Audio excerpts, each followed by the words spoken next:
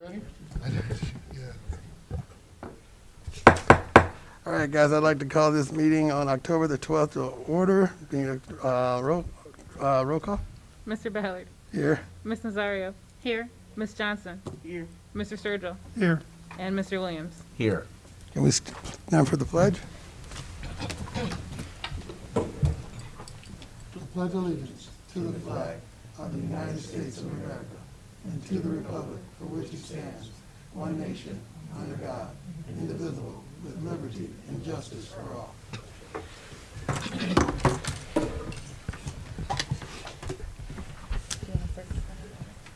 Yes, I think at this point, we're going to need a motion to suspend the order to go into executive session to talk about contracts. So moved.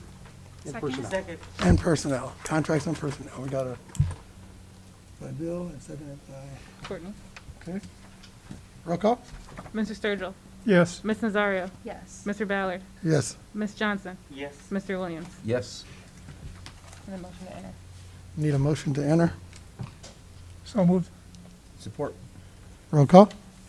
Mr. Sturgill. Yes. Mr. Williams. Yes. Mr. Ballard. Yes. Ms. Nazario. Yes. And Ms. Johnson. Yes. We won't be very long, but. And just for the audience, we won't be very long. And Carol, we'd like to invite you in as well. Thank you.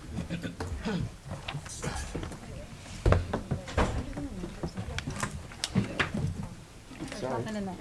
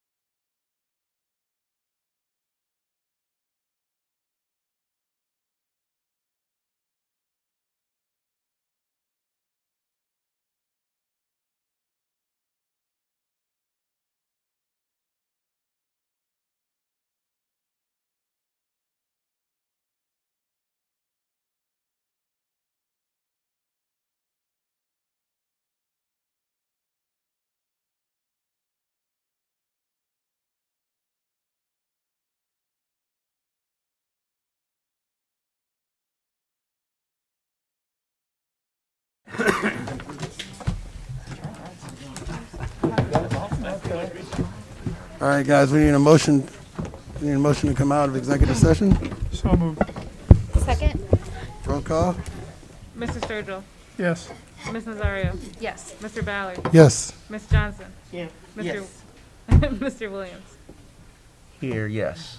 I think. I'm not sure. All right, stop it. I didn't know. if Recognition of visitors. Here. You have any recognition of visitors? First hearing of the public. Is there anyone first hearing of the public?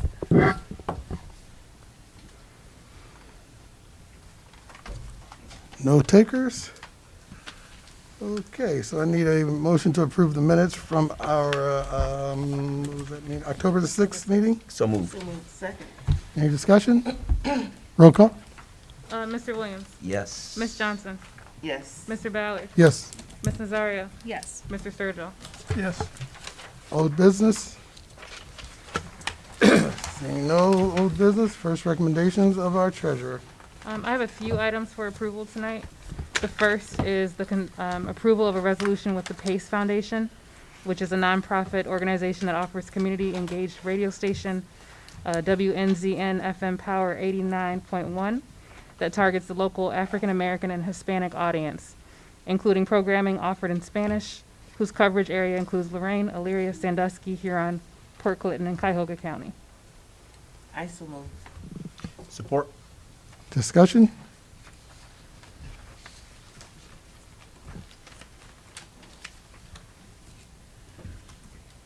Think you're gonna make your, Yep. this on the pace? Yes. Wasn't sure if you were having a, I can, yep. Yes, sir. And actually, if I could, and I just want to make sure there's a couple things that are clear on this.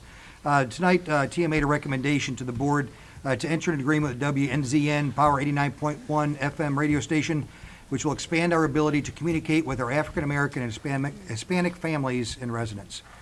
Audiences which are, we surveyed during our communication audit process indicated that this was an area in which we were lacking.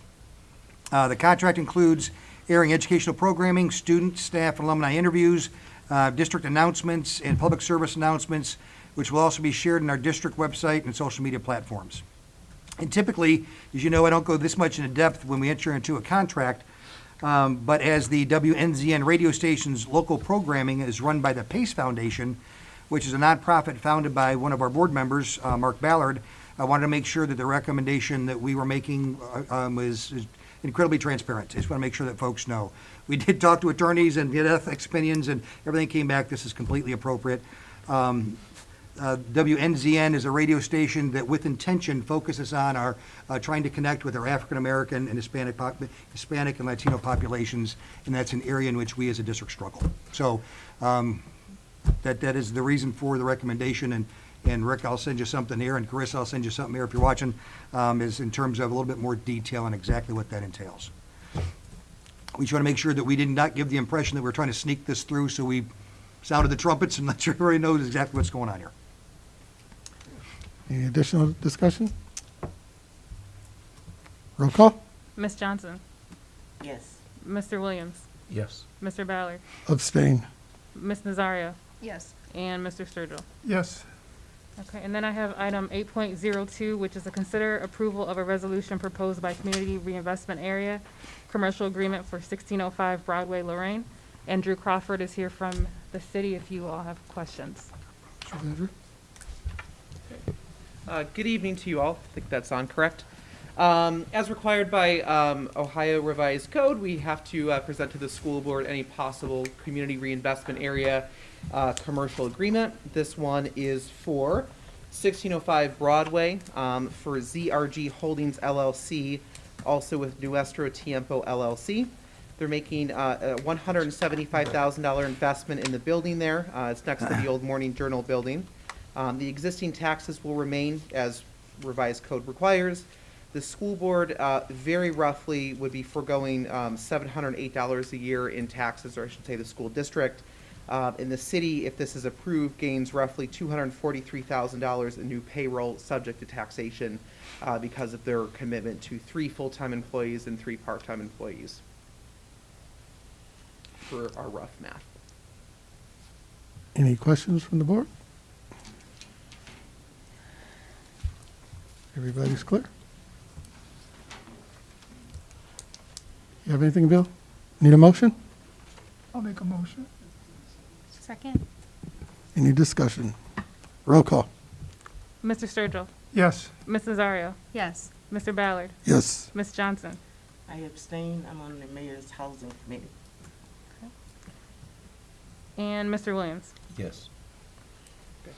If I may, and if this is against your bylaws, I completely understand. We have a second community reinvestment area contract that has already been approved by the school board back in May of this year.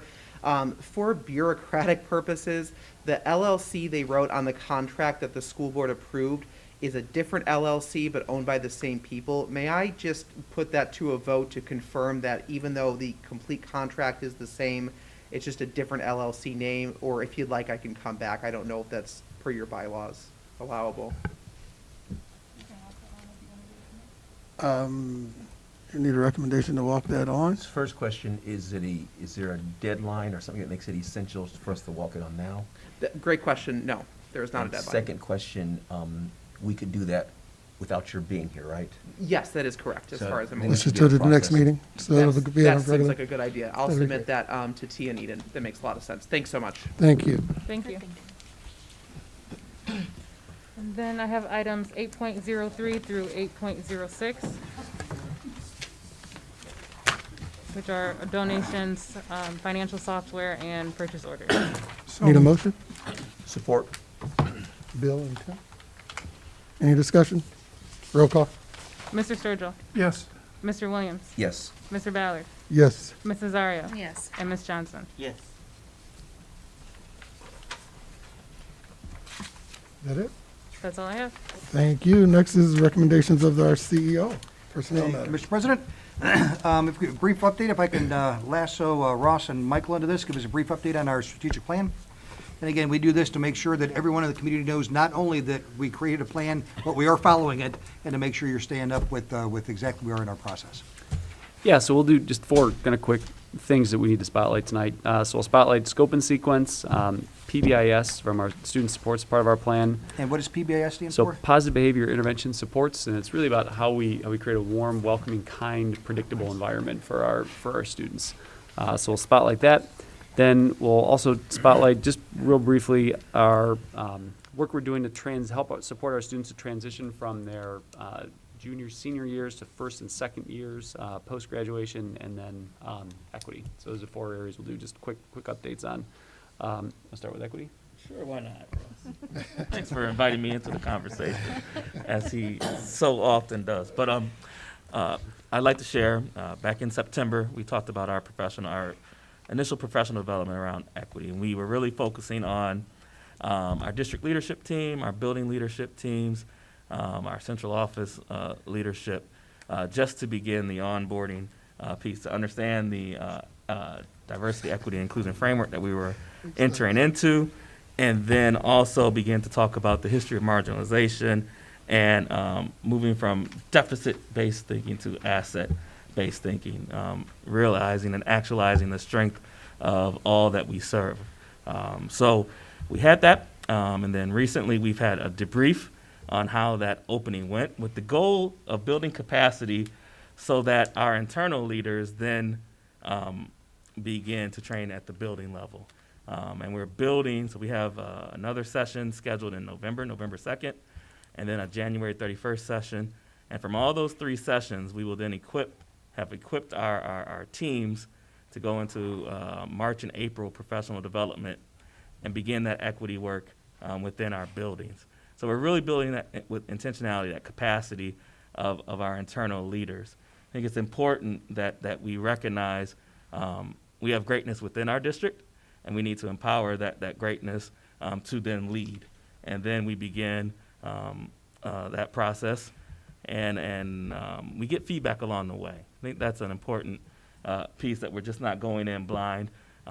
We were told some things like relative to supports needed. So we have ensured that each building not only has a central office support, but we've partnered with the state support team to provide support with them as well. And our special education supervisors are on board and supporting and leading there. So we're really wrapping each building with the supports they need in order to begin to change or evolve our mindsets so that we can make sure that our buildings recognize and celebrate diversity, that they are inclusive relative to the learning environments, and as Ross indicated earlier, just the climate.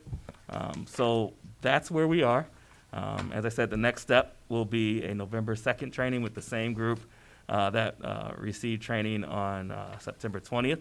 And we're just going to keep building our capacity with the idea of being able to roll out a systemic approach towards training in March and April that will then also feed into next year. So we are committed to this work. It's not a one-stop, sit down and get trained and now you are equitable.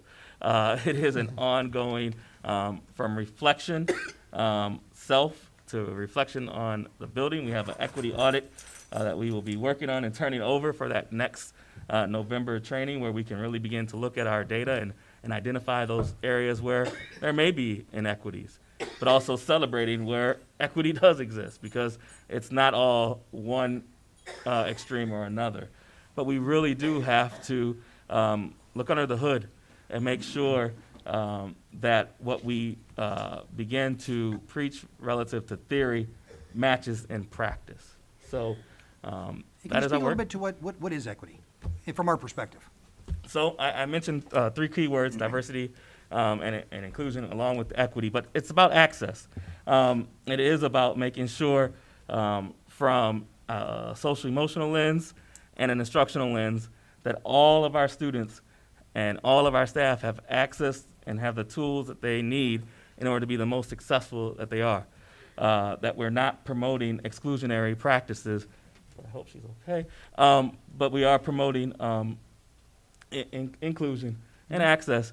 And I mentioned earlier understanding the history of marginalization, because that's important. If we don't know our history, we're bound to repeat it.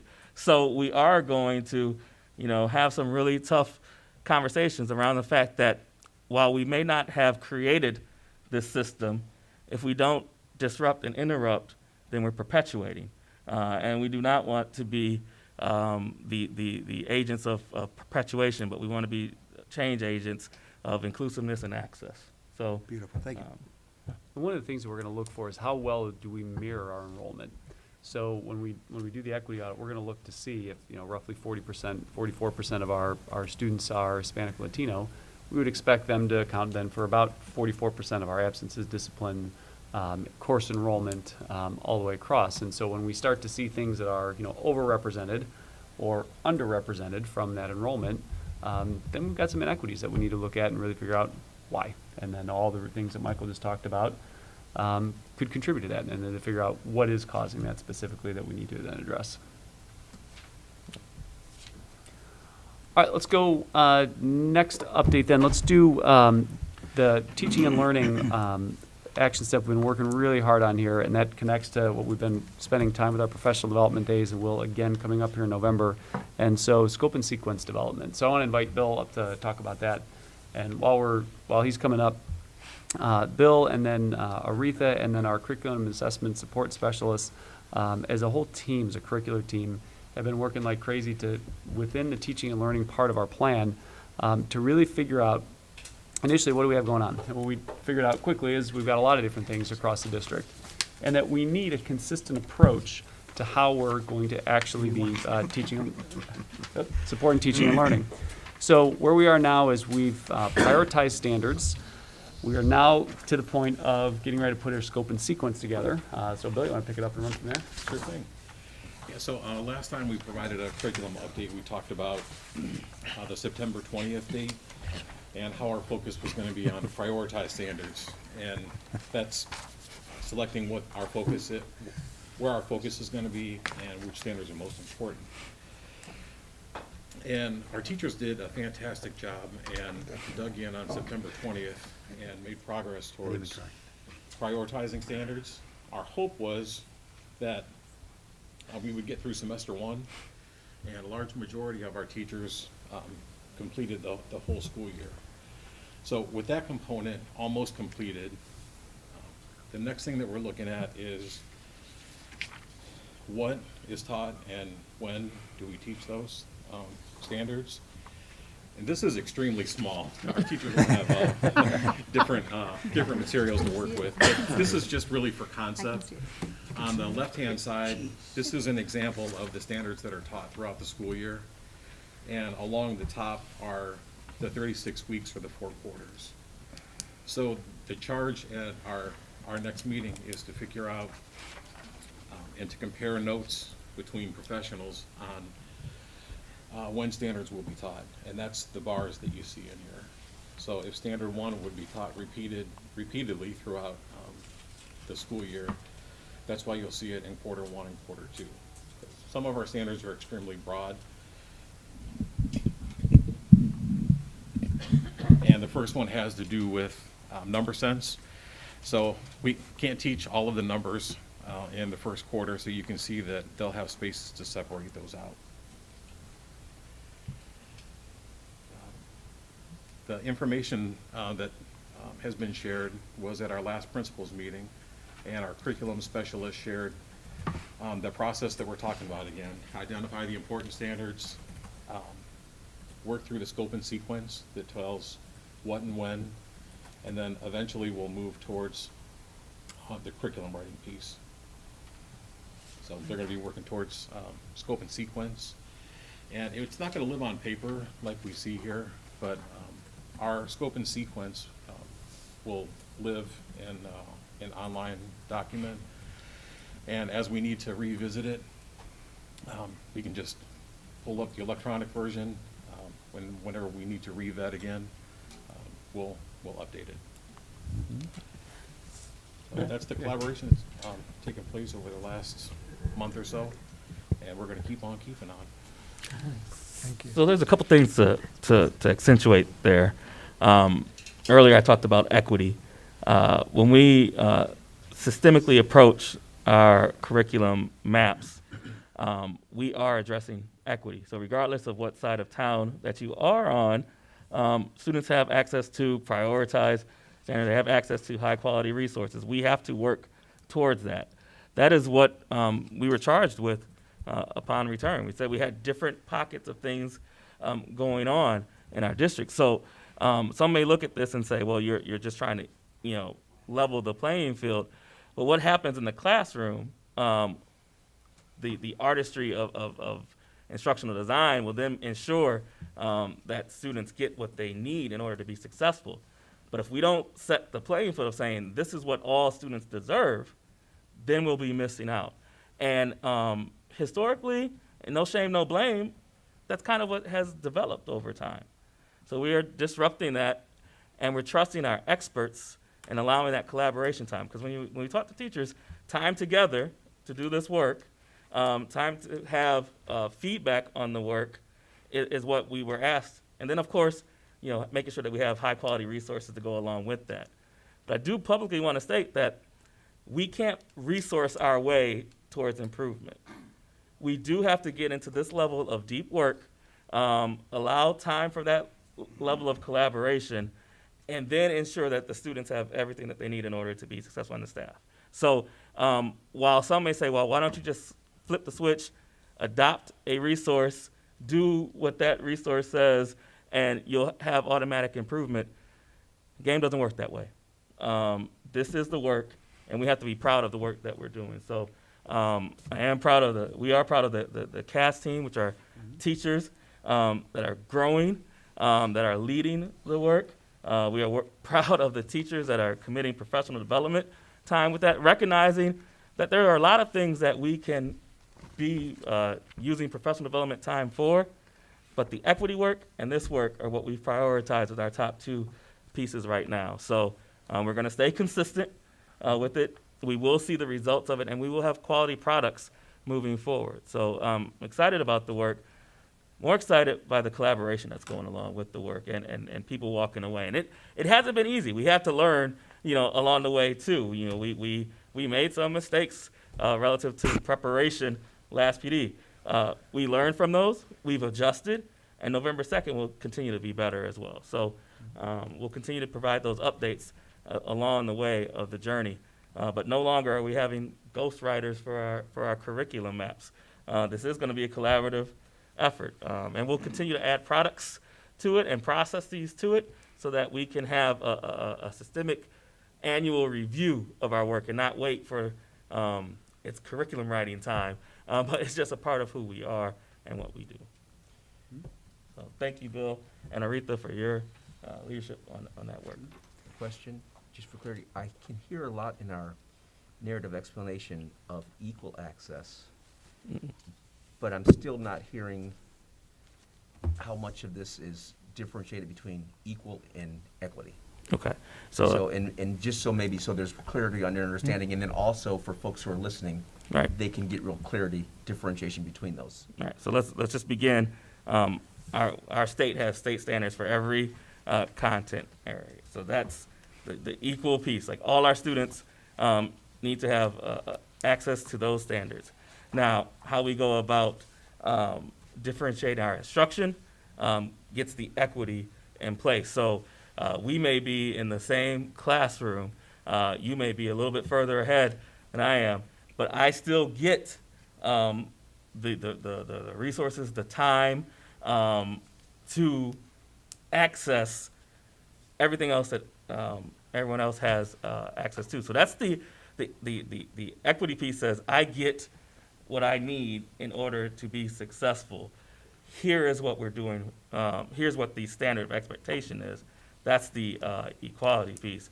The equity says I may need extended time. I may need handwritten notes. I may need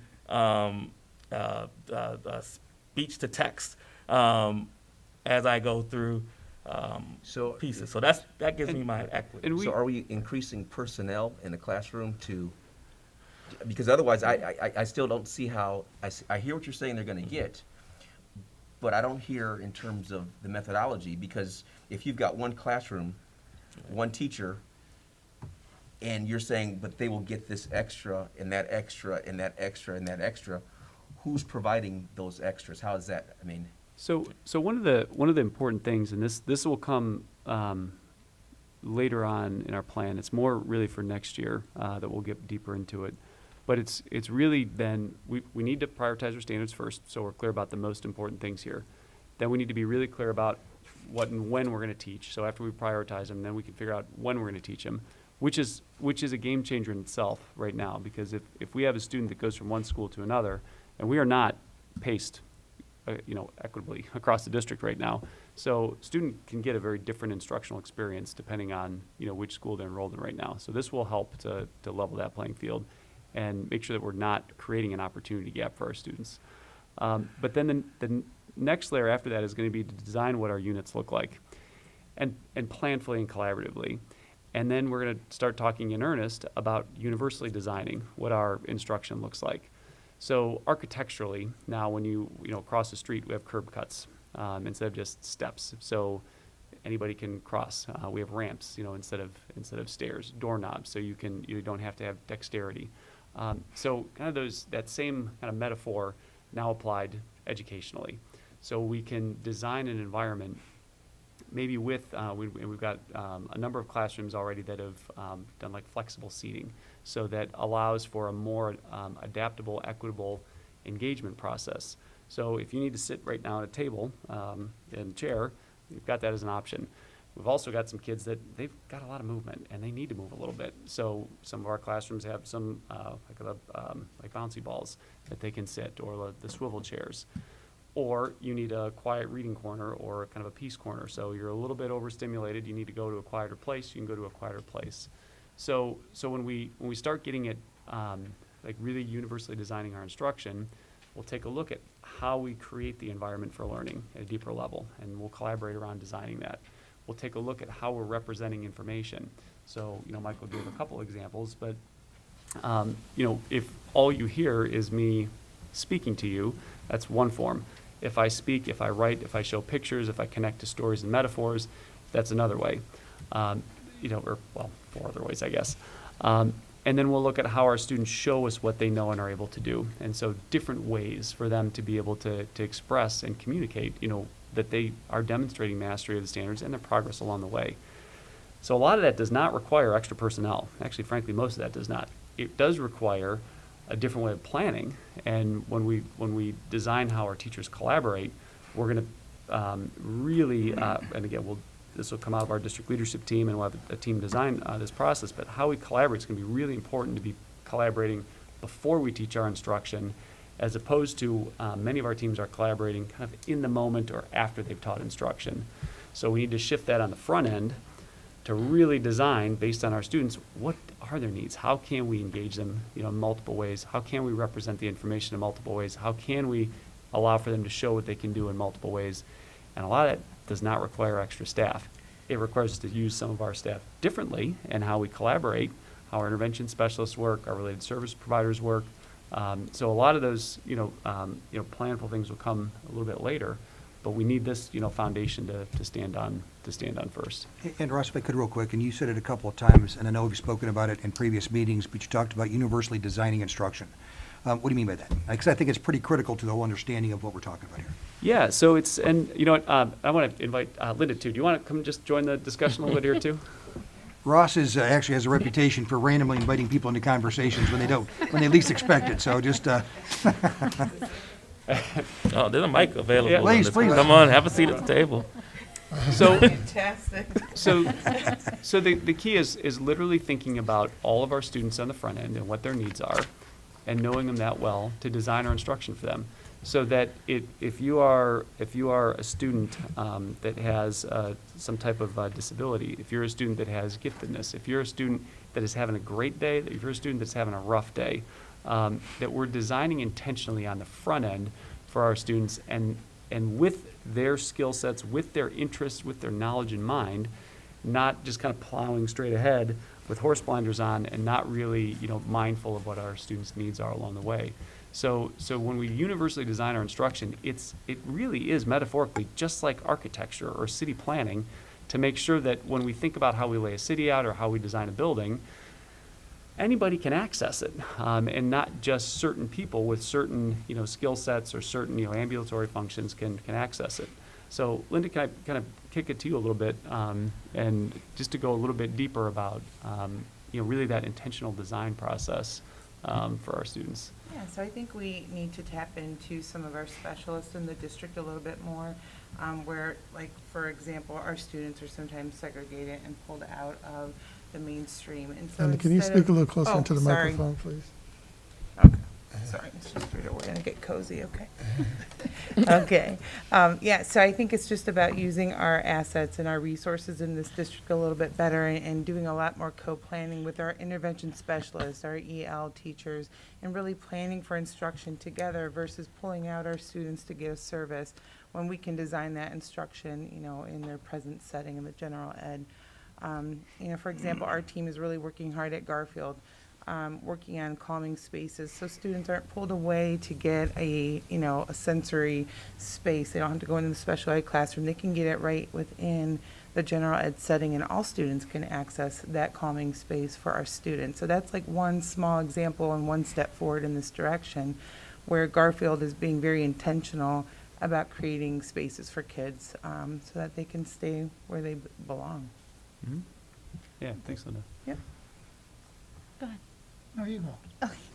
This plan also will be like a pacing guide that Yes. will also Right. work for our transient students, right? So if a Exactly. student Yes. starts on the south side school and halfway through moves to a west side school, they're gonna be basically taught, not the exact same, but in the same area. Same standards. So they're not Yeah. missing a whole Right, chunk of right. information It's that they very would have possible lost. now that a student transfers from one building to another, and they get all the stuff they just learned, because again, we've not done this with intention. So yeah, this is a critical piece. Right. That's what I thought. Yep. So, no, and not really, I get that, and I think this is a great part of it. I think it's, and it's my opinion, it's somewhat naive, that as we're addressing I think what should have been demonstrated in an audit, an extreme equity scenario, that there's not some portion of additional personnel to address that. If I look at any other industry, they're gonna hit issues with whether it's resources, whether it's access, time, but the absence of the human personnel side of it. And I don't know if, No, I'll jump and I in hear and- we're gonna be probably better utilization of our current Yeah, people. we're gonna be way more In efficient. part, but we also have efficiencies that we can create in other areas. So to your point, do we need people who maybe need to specialize in certain areas to meet the needs of our students? Yeah, maybe. And maybe that expertise doesn't exist in our district now, so we have to bring someone in, maybe. But again, I think right now, in our next step in the process, is to do something that actually, when the district hired Ross before he's an employer here, our employee here, during my first tour, to do an equity audit. And just to see if, what happens when you look at every program we have, to see if our demographics are mirrored. You know, to Ross's point, everything we look at we should see 44% Hispanics, because that's who we are. We should see the same demographics, so the 50% boys, 50% girls, the whole shot. When we start to look at that data, we're going to uncover some inequities. We're going to find that there are some areas where we have a higher percentage or higher proportion of some demographic, and that's not okay, because we also have a lesser proportion of demographic. And then once we find out the answer to the question why, then we'll have to address it. And some of those will require human resources. Some of those require other resources. So we're not saying this is cost neutral. What we're saying is it's not as expensive as maybe it sounds. We don't have to keep what we have and add all these things. We need to massage what we have to make sure that our folks have the skill sets. We need to do exactly what they outlined, and then bring in additional supports and resources, human or otherwise, to make sure that those gaps are filled. So you're completely correct that we know that there's going to be a cost, potential cost associated with that. What we may also uncover is that we're paying for things that we've always done that we don't need. So as we start to reprioritize, I think some of those things will surface. But I don't disagree at all that we may need to hire some people to make sure that this is done the right way.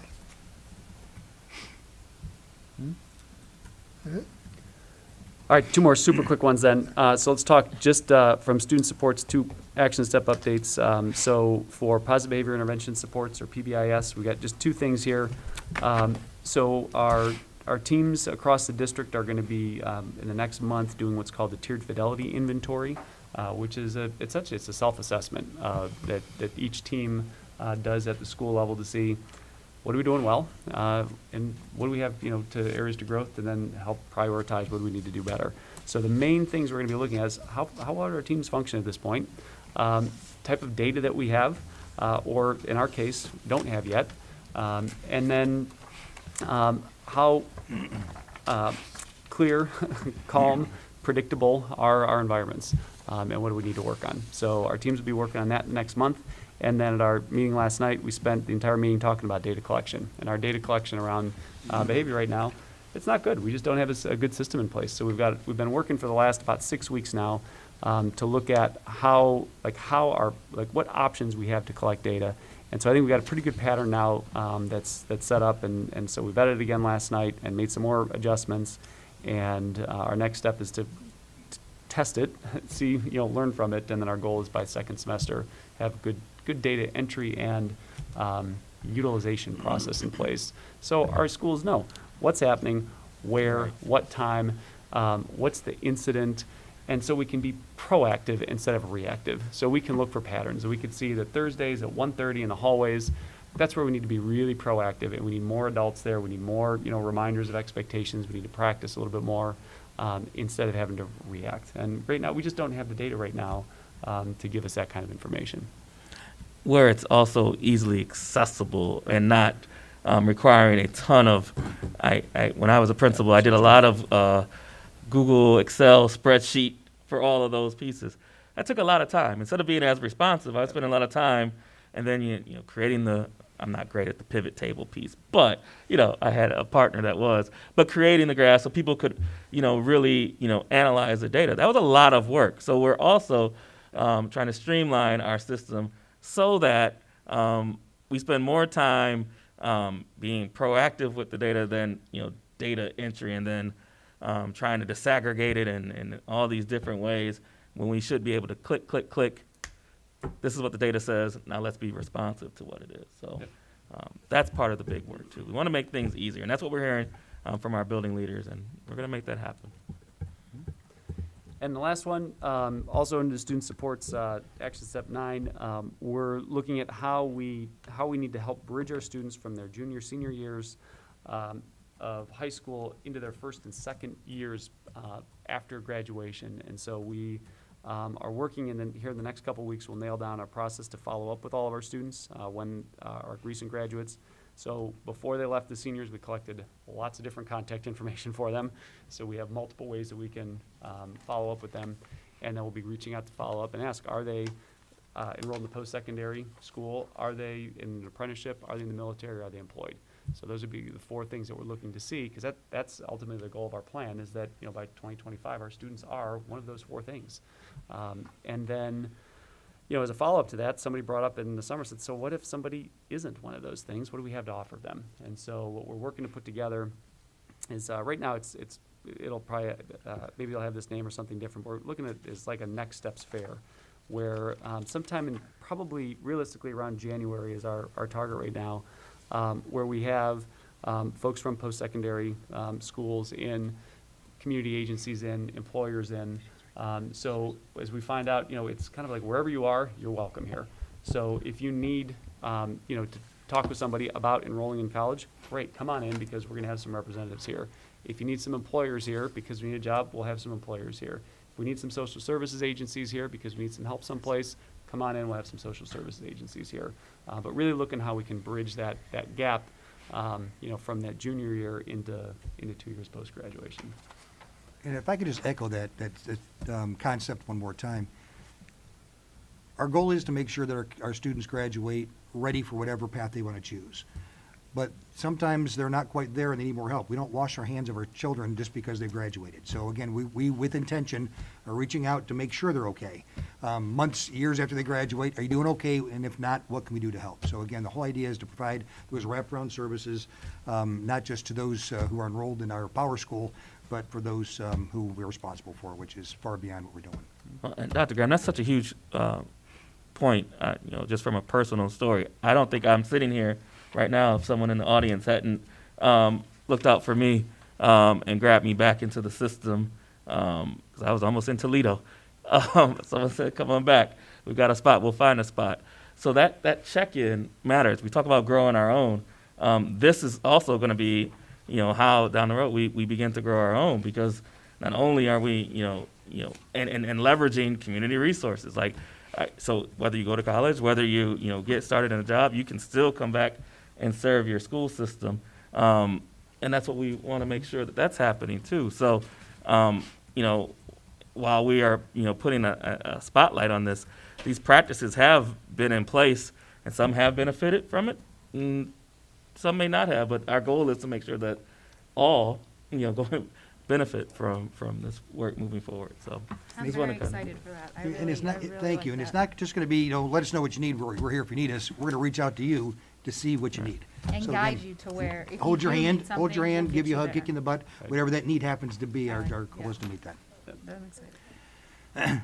So again, I'd like to thank Ross, Michael, I know Bill out there, Carol, Teodos left, Linda, and a whole lot of teachers, a whole lot of building level administrators, and a whole lot of support staff for getting us to where we are, and again, maintaining this pace and focus. But I also want to thank the board members. This is what school is. I mean, so I truly appreciate not just the conversation, but the probing and the pushing back and the challenging for what we're doing, because obviously again, that's what we're here for. So thank you for that. A couple brief updates before I go to the agenda part of this. First of all, we did submit our plan to the state of Ohio. The purpose of that plan is to get us out of the consequences of House Bill 70 and empower our Board of Education the way they should be, reinstall local control in our district. We submitted that a couple weeks ago now. They have a total of 30 days to respond. I'm told we'll hear something back by the end of the week. Actually had a conversation literally right before this board meeting. It said that we're hoping to get some feedback by the end of the week, if not early next week. Once we receive their feedback, we have 15 days to respond. So they may say, tweak this, get rid of this, and add this. And then if we agree, we change those things and resubmit. So again, I think things are on, I guess for lack of a better phrase, we're on pace to get to where we need to be. So I'm optimistic, and of course, we'll keep you in the loop. Another piece, and this is as much a commercial as it is an opportunity to educate on one of the items on the agenda. I'm recommending to the board that we increase our rate for substitute teachers. I think we're currently $115, Carol, is that right? From $115 and $125, or? It's $110 and $115. I'm sorry, $110 and $115 based on what level of commitment you're willing to make, to $200 and $210 a day. We, as well as every other school district across the state, is having major challenges getting subs, and as a result, school is not going as it should. A lot of school districts are raising rates. And historically speaking, when you look at the research behind why schools get subs and why they keep subs and why they don't get subs, it's been related to culture and a sense of belonging for the subs and a lot of the intangibles. There's some research done locally and abroad, but one that was from our local ESC. Our local educational service center is in a consortium with the Cuyahoga County ESC, actually it's the Northeast Ohio ESC now, and the Medina County ESC, and they have their own sub pool. And from last year to this year, they lost 300 subs in their pool. Their concern was, did that happen because of COVID? So they called all 300. 8 didn't come back because of COVID. Well over 200 didn't come back because they found something that paid better. So pay has jumped up, and if you read signs, any billboard, any place you pass, everybody right now is hiring, and everybody is paying more than they used to pay because at the end of COVID, everybody was on unemployment. Now people are coming back, and we're all fighting for good people. So we know some school districts that are in that ballpark. We know school districts that's way over that, and the result was they got more subs, and we need more subs. And again, I hope that our community sees this as a commitment to our children and to our staff to make sure that they have what they need to make sure that when people do miss school, that we're not missing out on education. So I just wanted to clarify that point. And for those of you, please look into applying to be a sub for the Lorain City Schools. Okay, I would like the board to consider for approval item 9.01, personnel matters. Need a motion? So moved. Support. Any discussion? Roll call. Ms. Nazario? Yes. Mr. Sturgill? Yes. Mr. Ballard? Yes. Mr. Williams? Yes. I'd like the board to consider for approval item 9.02, personnel matters. Need a motion? So moved. Second. Any discussion? Roll call. Mr. Williams? Yes. Ms. Nazario? Yes. Mr. Ballard? Yes. Mr. Sturgill? I'll abstain. And again, I'm not sure you have to, because would you like to speak to why? It's my wife, and I'm glad she's leaving. Well, Bill, And let me clarify, she's leaving the school district. She's retiring after 38 years, yes. can somebody find Bill something to occupy some of his time next year? Because, I just have to tell her she's not the boss of me. I will not in the middle of that. I'd like the board to consider for approval items 9.03 to 9.16. So moved. Second. Any discussion? Roll call. Mr. Sturgill? Yes. Ms. Nazario? Yes. Mr. Ballard? Yes. Mr. Williams? yes. I'd like the board to consider for approval items 10.01 to 10.09, operation matters. So moved. Support. Any discussion? Roll call. Mr. Williams? Yes. Mr. Sturgill? Yes. Mr. Ballard? Yes. Ms. Nazario? Yes. And other than the fact, a brief reminder, we do have a levy on the ballot. Absentee is open, and issue 37. Tomorrow's spaghetti dinner day. Tomorrow's spaghetti dinner day, yes, thank you. That it? That's all I got for you, Mr. All President. right, we have number 14, next hearing of the public, please.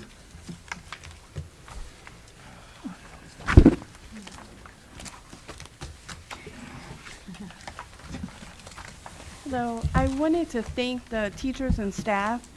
There were 73 dinners donated to It Takes a Village to get out to families and community members. They were purchased from the staff, and I just want to say thank you. That number last year, or last time we did the spaghetti dinner, I want to say was around 30, and this time there were 73 dinners. So we even reached out to the Haven Center and to the Blessing House, so that was just amazing. So thank you. Oh, and from the ACEs for Autism, we raised over $600 Our goal was, I want to say 300 or something like that. So over $600 for Camp Ideas. Very good. Excellent. Thank you, thank you. From the public. Good evening, Jay Ferguson, Skyline Drive, Lorain. Question that came to me from a parent. I'm understanding that we lost another social worker this week. And with our commitment to wraparound services, I'm just curious as to what the situation is with filling those positions and, how big of a, priority and where we are with them. It was a question that was asked to me and I'm passing it along. Thank you. Would you please? Yes. Okay, very briefly, we did have a social worker accept a position in another district, and we are still aggressively interviewing. Actually, we interviewed today for other guidance counselors. I know we have one that is starting in November. Is that right? So we have. It is still a high priority, and it's a full court press for us. Yes, thank you. Thank you. Is there anything else from the public? Hearing none. Our next meeting will be on October the 26th at 5 o'clock right here. Is there anything else from the board?